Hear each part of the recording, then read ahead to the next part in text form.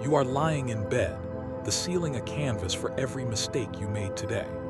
The phone glows once more, a silent scream of one more notification you do not have the energy to answer.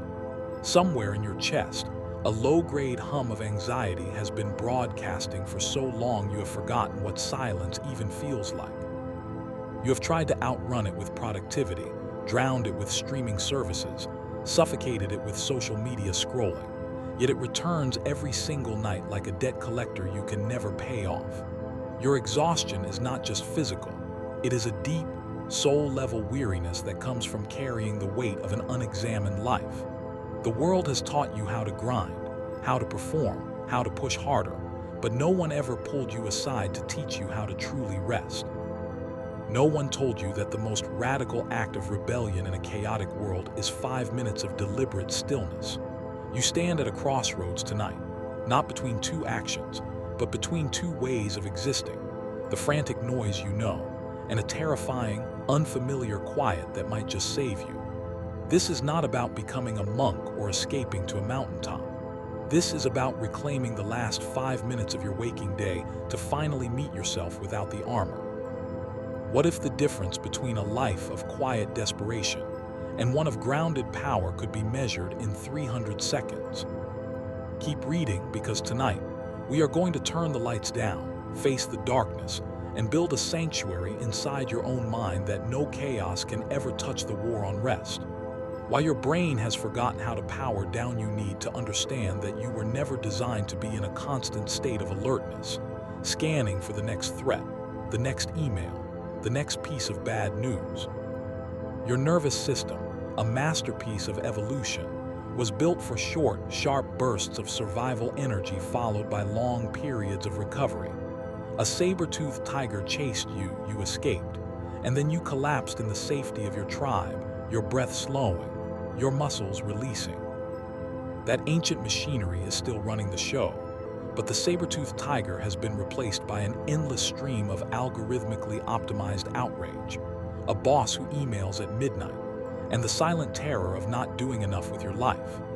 You are living in a psychological war zone where the enemy is invisible and omnipresent, and your brain, brilliant as it is, cannot tell the difference between a real physical threat and the emotional threat of social rejection or professional failure. Every time you replay a cringeworthy conversation from 3 years ago at 2 a.m., your body floods with cortisol as if you are about to be physically attacked, and you wonder why you are exhausted all the time. The corporate world has hijacked your attention, and the wellness industry has sold you a lie that relaxation is a luxury commodity you must earn through expensive retreats and complicated rituals. But the truth is far more primitive and far more urgent. You must learn to manually trigger your body's parasympathetic nervous system response, or you will burn out your circuits completely. Evening meditation is not a spa day for your thoughts. It is a survival mechanism, a deliberate biological hack that tells your ancient brain the war is over for the day, and it is safe to lower the drawbridge. When you refuse to do this, you carry the accumulated stress of the day into your sleep, where it consolidates into long-term memory, strengthening the neural pathways of fear and anxiety, literally sculpting a brain that is better at being afraid than being at peace. You think you are relaxing when you collapse in front of the television, but the flickering blue light and rapid scene cuts are still triggering an orienting response, a low-level vigilance that keeps your cognitive engine idling when it should be cooling down completely. You have lost the rite of passage into sleep, the conscious separation between the chaos of the village and the sacred dark of the hut, and you fill that gap with the toxic glow of a screen, because the silence of your own company feels like a loaded gun. Let me be brutally honest with you. If you do not intentionally close the day will never close you. It will keep you tethered to its frantic rhythm until you are nothing but a hollowed-out husk going through the motions. The exhaustion you feel right now is not a badge of honor proving your hard work. It is a warning light on the dashboard of a vehicle you have been driving into the red for years, ignoring the smoke, pretending you will just push through to the next off-ramp that never comes. Tonight, you're going to stop treating sleep like a crash landing and start treating it like a deliberate descent, guided by a 5-minute protocol that rewires your brain's fear circuitry and reminds your body what safety actually feels like. Are you ready to admit that your current method of collapsing into unconsciousness is silently killing your potential? Or are you still convinced you can out-engineer biology with caffeine and denial, the neurochemistry of surrender? What happens in your brain when you stop fighting? Let me walk you into the secret laboratory of your own skull, because understanding the machinery is the first step to mastering it. And I refuse to let you stay blind to the miracle happening just behind your eyes. Inside your brain sits a tiny almond-shaped structure called the amygdala. And right now, if you are anything like the millions of chronically overwhelmed humans walking this planet, it is swollen with overuse, screaming danger signals into a system that has no actual tigers to fight. The amygdala's job is to scan for threats and immediately hijack your thinking brain, the prefrontal cortex, flooding your body with adrenaline and cortisol so you can fight, flee, or freeze. And this cascade is meant to last minutes, not days, not weeks, not the continuous marathon of low-grade panic you have normalized as adult life. When you sit in silence for 5 minutes and consciously direct your attention to your breath, something almost miraculous occurs. You stop feeding the threat detection algorithm with new inputs, and the amygdala physically shrinks in activation, like a muscle finally releasing a cramp you did not realize you were clenching. Simultaneously, your prefrontal cortex, the part of you that can think rationally, make wise decisions, and regulate emotion, comes back online, restoring the hierarchy where your higher self drives the bus instead of the terrified animal in the basement. This is not woo-woo mysticism. This is the measurable, peer-reviewed science of neuroplasticity, showing that a simple 5-minute practice of focused attention can increase the density of gray matter in the left hippocampus, the region responsible for learning and emotional resilience, while shrinking the amygdala's overactive response pattern. You have been unconsciously training your brain to be a world-class anxiety machine by repeating the loop of stress, distraction, and shallow breathing, and every single repetition carves a deeper canyon in your neural landscape, making that anxious river the default route for every thought. But here is the empowering, terrifying truth. The same mechanism that locked you in this cage can unlock it, because neurons that fire together wire together.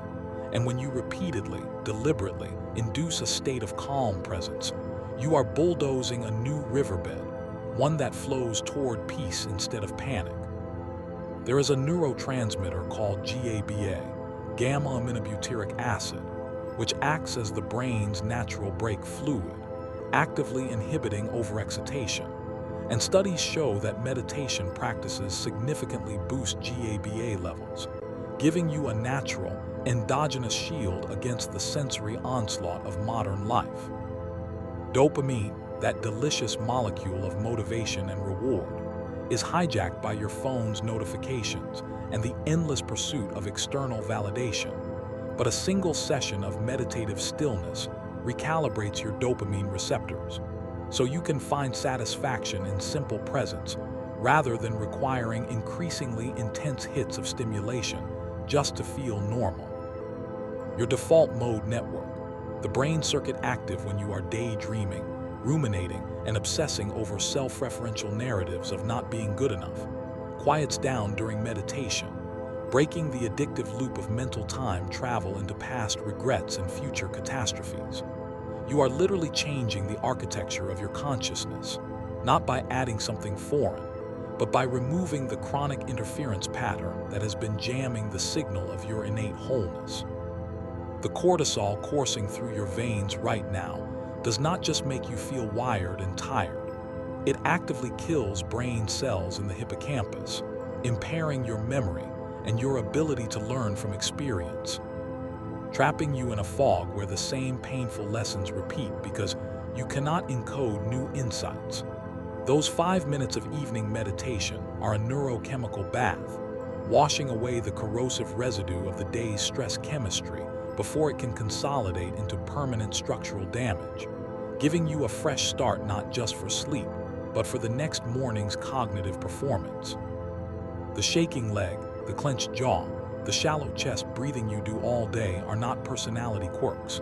They are symptoms of a sympathetic nervous system stuck in the on position, and your deliberate, slow exhale during meditation is the manual override switch that activates the vagus nerve, triggering the relaxation response that drops your heart rate and signals safety to every cell in your body. You have been looking for salvation in productivity systems and life hacks, but the hardware you need is already installed. You just never received the user manual, and tonight we are cracking it open together. Look at your own hand right now and consider this. The same mind that can conjure catastrophic images of future failure can, with equal power, be trained to conjure the felt sense of deep safety. And this capacity is not a gift reserved for saints, but a biological birthright you have simply abandoned. How long will you let a tiny, unexamined part of your brain hold your entire life hostage, when the key to the control room is literally just your next conscious breath? The sanctuary blueprint. Designing your 5-minute ritual for the real world. Do not imagine some pristine, candle-lit temple of perfection, because that fantasy will paralyze you before you even begin. And we are in the business of building a practice that survives the chaos of your actual, messy, exhausted life. Your sanctuary is not a place that already exists. It is a space you will carve out of the rubble of your evening through sheer, defiant intention, and it requires nothing you do not already possess. The first physical step is to claim a location, any location, that is not your bed, because we need to break the association between this practice and sleep itself.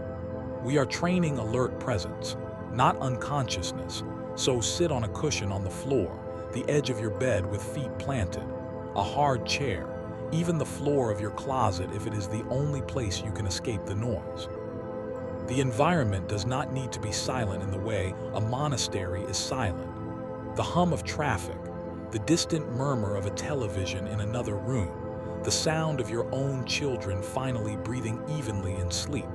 All of this can be woven into the practice as part of the tapestry of the present moment, not obstacles to it. Now, you are going to set a timer for exactly 5 minutes, and this act alone is a profound boundary against the inner tyrant who will try to convince you you do not have enough time. You do, and the timer is a contract you sign with yourself, a non-negotiable container of grace. The posture you assume is not the pretzel-legged lotus of a yoga magazine. It is a spine that is upright yet not rigid, a chest that is open yet not forced, a chin slightly tucked, hands resting on thighs or in your lap, a body language of dignified alertness that tells your nervous system you are choosing to be awake, not collapsing. Your eyes can be closed, or they can be softly focused on a point on the floor a few feet ahead, gaze lowered, not scanning for threat, eyelids heavy with permission to withdraw from the visual demands of the world. Now the anchor, and this is the lifeline. You will place your full attention on the sensation of your breathing, not the idea of breathing, but the raw, physical, animal truth of air moving in and out of your nostrils, the slight coolness on the inhale, the warmth on the exhale, the gentle rise and fall of your belly if you breathe deeply, or the subtle lift of your chest. Your mind will wander. It will bolt like an untrained puppy into the past, into the spreadsheet, into the cutting comment your partner made. And this is not a failure. This is the entire point. The practice is noticing you have wandered, and without self-lacerating commentary, simply guiding the attention back to the breath, 10,000 times if necessary, each return a bicep curl for the prefrontal cortex. You are not trying to empty your mind of thought, because that is a myth that has broken more meditators than any other misconception. You are training the capacity to witness thought without being dragged into the river, to stand on the bank and watch the debris float by without jumping in and wrestling every single log. Tonight, you will use a specific technique called the body scan, because it hijacks the wandering mind by giving it a sequential physical task, starting at the crown of your head and slowly moving your attention down through your forehead, your jaw, releasing the tension you did not know you were holding there, down into the neck, the shoulders heavy with the day's burdens, down the arms, the hands, the fingertips tingling with life, the chest, the abdomen, the hips, the legs, all the way to the soles of your feet planted on the ground. As you scan each area, you are not just noticing sensation. You are silently allowing that region to soften, to release its guard, to rest, like a parent gently telling a tense child that they are safe now. And this somatic conversation directly calms the amygdala we spoke about. The real world will intrude. A siren will wail outside. A notification might accidentally buzz. Your knee will ache. And you will have a choice to treat these as distractions ruining your meditation, or as welcome teachers bringing you back to the present reality. Because a meditation that can only exist in perfect silence is too fragile to survive your life.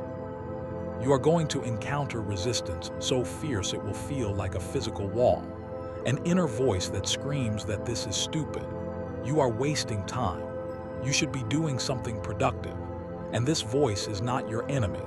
It is the protective part of you that is terrified of stillness, because in stillness, the unprocessed grief and fear you have been outrunning might finally surface.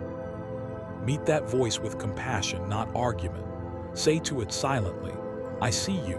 I know you are trying to keep me safe through busyness, but you can rest now." And then return to the breath. The 5 minutes will feel like an eternity the first few times, and that is excellent news. It means your overstimulated nervous system is finally confronting a quiet it has been starved of, like a drug addict in the first stages of withdrawal from constant noise. The only goal, the only metric of success is that you did it, that you sat for the full 5 minutes and repeatedly, imperfectly, returned to presence. No judgment, no scorecard, no performance, just the radical act of being. So tonight, you will set up your space, you will set your timer, you will sit with dignity, and you will begin the bravest journey of your life, the journey from the noise in your head to the silence in your soul. Will you commit right now to treating these 5 minutes not as an optional treat for a good day, but as a non-negotiable anchor for even the worst day, the battlefield within, confronting the saboteurs that rise in the silence the moment you close your eyes and turn inward? You are not entering a peaceful meadow. You are stepping onto a battlefield where every unresolved conflict, every self-doubt, every existential fear you have suppressed with busyness will rise up and demand to be heard. And this is not a sign that you are bad at meditation. This is a sign that you are finally doing it right. You will meet the perfectionist first, the cold, clinical part of you that tells you your breathing is wrong, your posture is sloppy. You are not spiritual enough for this. And this inner critic has been running your life from the shadows, keeping you playing small in career, in love, in creativity, because it can always find something not yet ready, something not yet flawless. When it speaks during meditation, you do not believe it. You simply note, perfectionism is here, and you see it as weather passing through the sky, not as the sky itself. And in that subtle shift of identification, you sever its power over your life. Then comes the guilt, a tidal wave of every obligation you are currently neglecting by sitting here selfishly doing nothing. The laundry, the emails, the friend you forgot to call back. And this guilt is the cultural programming that has equated your worth with your output, reducing you to a human doing rather than a human being. You will sit with the guilt, letting it ache in your chest, and you will realize that its voice is not your own. It is the internalized voice of a system that profits from your relentless, exhausted striving, and you will breathe into it until it loosens its grip. The restless planner will emerge, frantically compiling tomorrow's to-do list, replaying the strategy meeting, analyzing the nuance of a glance your boss gave you. And this mental energy is trying to create a sense of control in an uncertain world. But it is a false god that never delivers lasting peace, only more planning. Your task is not to wrestle the planner into submission, but to gently, repeatedly, acknowledge its presence and guide attention back to the physical body. because the body is always in the present, and the planner starves without a future to feed on. Loneliness may grip you, a sudden, visceral sense of isolation, a reminder that no one truly knows the weight you carry, that your struggles are fundamentally yours alone. And this feeling, so often avoided through social media and codependent relationships, is actually the doorway to a deeper self-sufficiency, a realization that you can hold yourself through the dark. You will encounter rage, a hot, pulsing anger at people who wronged you years ago, at systems that cheated you, at the sheer unfairness of your current suffering. And this rage has been leaking into your relationships and your health.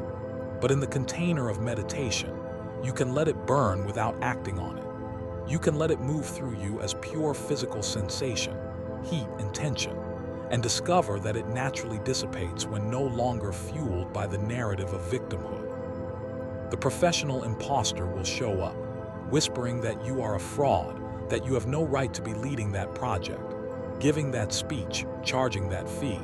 And you will notice how this voice speaks in absolutes, in catastrophic binaries, and you will not argue. You will just feel the tight knot in your stomach it creates and breathe into it, loosening its physical anchor. The most cunning saboteur of all is the seductive storyteller, the part that turns a minor discomfort into a cinematic saga of suffering. My back hurts. I'll probably have a chronic injury. I'll lose my job. I'll end up broke. And meditation is the art of stripping the storyline away until all that remains is the raw, manageable sensation of a twinge in the muscle, not the apocalypse. You may encounter a deep, unnamed grief, a well of sadness that has nothing to do with a specific loss and everything to do with the ache of being a finite human in an infinite universe. And in your typical day, you run from this ache with consumption, but here you can sit with it. Let it teach you about the tenderness at your core. The inner dialogue during these 5 minutes is a mirror, and what you see is not a monster but a mosaic of protective parts that developed when you were young to keep you safe from pain. And now, in adulthood, they have become a prison of reactivity. You are building emotional granularity, the ability to distinguish between I am a failure and a part of me is feeling the sensation of failure. And that tiny linguistic gap is the space where freedom is born. Relationships will surface. The sting of your partner's careless remark, the betrayal of a business partner, the suffocating demands of a parent, and you will feel the physical echo of these dynamics as tension in your throat, clench in your gut, heat in your face. And by staying with the somatic reality rather than the mental narrative, you process the trauma out of your tissues. The battlefield within is not a problem to solve, but a reality to befriend. Every saboteur is a messenger, pointing to a part of you that needs your own compassionate attention, not exile. So when the voices rise, and they will rise tonight, do not run back to the phone. Do not abandon the chair. Stay, breathe, and ask yourself this. What am I so afraid of feeling that I have been destroying my health to avoid? The unshakable core.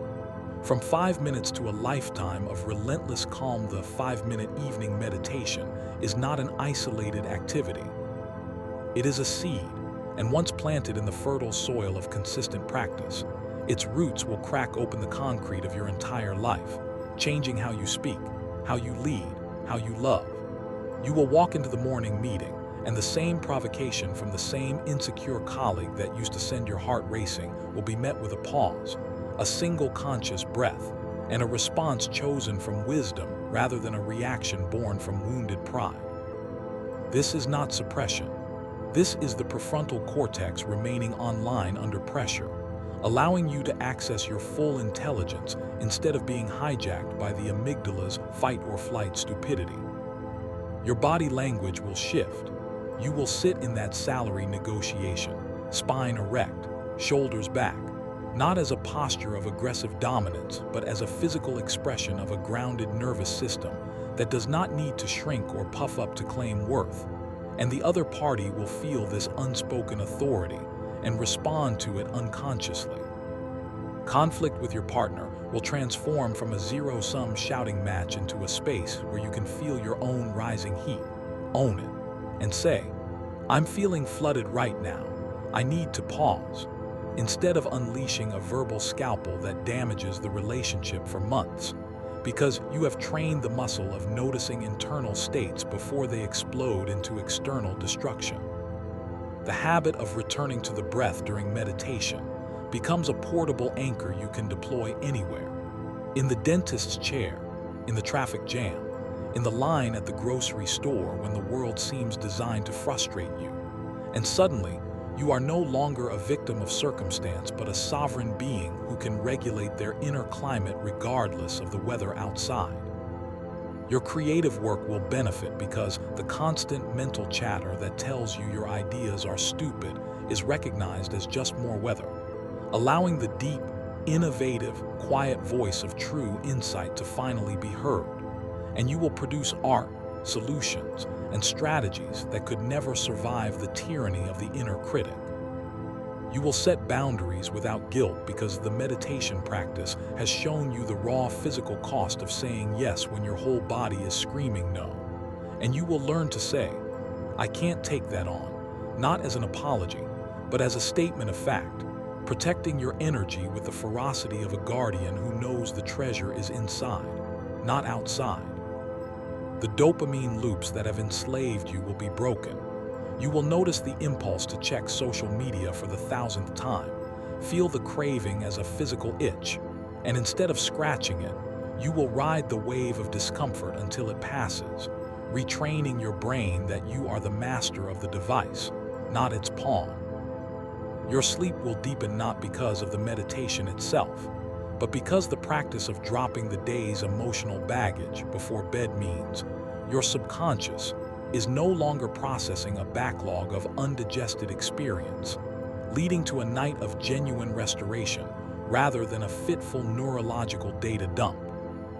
You will make better decisions because the pause you practice every evening builds a gap between stimulus and response. And in that gap, your values, your long-term vision, your higher self, all have a chance to weigh in before the impulsive child grabs the wheel. The most profound shift will be in your relationship with yourself. The harsh, belittling inner monologue that has driven you to burnout and self-sabotage will be replaced by a voice that is firm but kind. A coach who holds you accountable without destroying your spirit, because you have spent 5 minutes a day simply being with yourself without judgment. This radical self-acceptance is not complacency. It is the solid ground from which massive, courageous action springs, because you are no longer wasting half your energy fighting internal demons and can now direct it all toward external impact. You will start to notice other people's nervous systems. You will walk into a room and feel the anxiety radiating off a team, and instead of absorbing it, you will become a covert regulator, your own anchored presence subtly inviting others into calm, making you a more effective leader, parent, and friend. The practice will stop being a chore and become a need, like water, and on the day you miss it, you will feel the old jittery, reactive pattern creeping back in, which will only deepen your conviction that this is a non-negotiable hygiene of the mind, as essential as brushing your teeth. You are not practicing to become a great meditator who can sit for hours in bliss. You are practicing to become a dangerous force for good in a world that desperately needs people who are not controlled by their own trauma. The 5 minutes tonight are the first rep of a lifelong set, and the strength you build in the dark, alone, will be displayed in the light, for everyone to see, a calm that cannot be shaken because its source is not external but anchored in the unbreakable core of your own being. What mountain could you climb in your career? What bridge could you mend in your family if you were no longer at war with yourself every single night? Say this out loud. I am not my thoughts, I am the stillness that witnesses them. And in this moment, I choose to return home to myself with unwavering compassion and relentless discipline. And tonight, I reclaim my peace as my birthright, not a luxury. And I will let this calm radiate into every decision, every relationship, every dream I am brave enough to pursue. The ripple of the sacred pause. Rewriting your legacy one evening at a time. Now we must talk about the long game, because A single 5-minute meditation, however powerful, is just a match struck in the darkness. And what we are building here is a blazing lighthouse that will guide generations, beginning with the person staring back at you in the mirror. You are not just calming your own anxiety. You are interrupting a toxic lineage of chronic stress, of fathers who never knew how to be tender, of mothers who ran themselves ragged and then resented the world for it, of ancestors who passed down trauma encoded in their very DNA through epigenetic markers that you now have the power to silence through your practice. When you take these 5 minutes, you are telling a story with your actions that prioritizes being overdoing, and this story will seep into your children, your colleagues, your community, not through a preachy lecture, but through the quiet, magnetic authority of a human being who is not constantly on the verge of collapse. Science now confirms that the emotional states we inhabit most frequently are literally contagious through mirror neurons and subtle cues. Your regulated nervous system becomes a tuning fork that helps others regulate. And in a world of psychological wildfires, you become a firebreak, not by controlling others, but by mastering your own internal climate. The discipline of this evening ritual will bleed into other areas. You will find yourself naturally waking earlier, not because you set a harsh alarm, but because your body, having truly rested, is ready to meet the day. And you will use that morning energy to exercise, to read, to build the side project you have been dreaming about for years, all because you broke the evening chaos loop. Your presence at the dinner table will deepen. Instead of being physically there but mentally chasing work emails, you will look your loved ones in the eye and actually hear them, and they will feel that. They will feel that they matter more than a notification, and this validation will strengthen your relationships at a foundational level. You will start to find clarity about the toxic relationships that must end and the courageous conversations that must happen, because the quiet of your evening practice has amplified the voice of your intuition, which has been screaming to be heard under the noise of your schedule.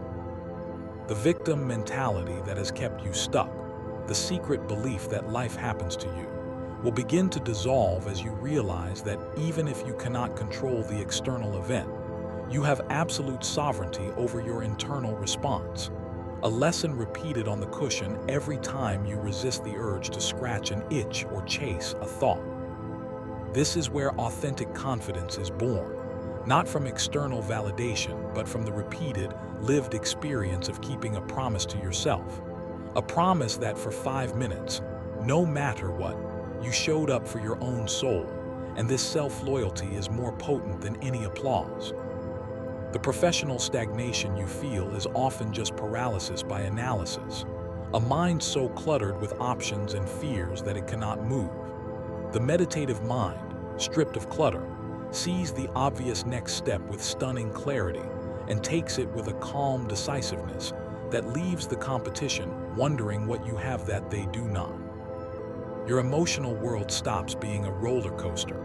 You still feel joy and sorrow deeply, but you are no longer flung around by them, because you have built a center of gravity, a watcher on the hill who sees the storms come and go without losing the sense of the unshakable ground.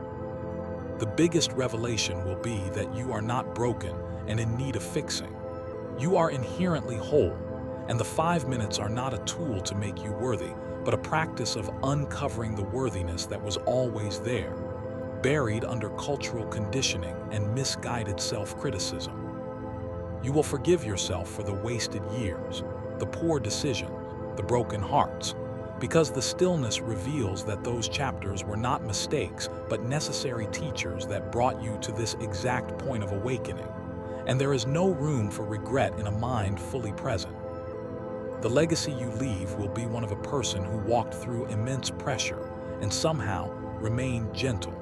A person who had every excuse to be bitter and reactive, but chose the harder path of self-awareness. A person who became a safe harbor for anyone lucky enough to stand in their orbit. Tonight, as you sit for 5 minutes, you are not just meditating. You are voting for a different future for the entire human race, because systems change when individuals change, and you cannot build a peaceful world from a war-torn mind. Every great leader, artist, and visionary knows the value of the pause, the strategic withdrawal, the sacred silence from which all meaningful action springs. And you are now joining their ranks, not by adding another skill, but by subtracting the noise that has hidden your genius. So I ask you, when the timer goes off tonight and you open your eyes, will you carry that stillness into your sleep, into your morning, into the first conversation you have tomorrow? And will you recognize that you have just unlocked the most underutilized superpower on the planet?